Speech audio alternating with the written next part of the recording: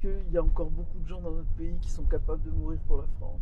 Je pose la question. Il y a un homme remarquable, M. Guénaud, il a fait un livre sur les lettres des soldats dans les tranchées pendant la guerre de 14.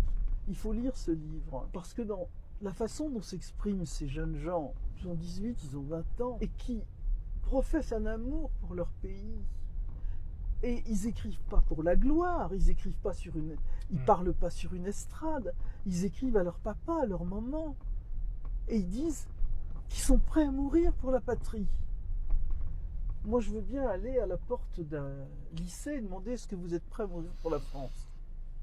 Ouais. J'ai l'impression que ça va pas être la même chose. J'ai peut-être un espoir pour vous. Regardez, lorsque l'Ukraine a été attaquée, d'un seul coup, les gens y sont allés, sans avoir peut-être imaginé le faire. Oui, c'est vrai. Peut-être que les circonstances amèneront ce sursaut de dignité et de courage.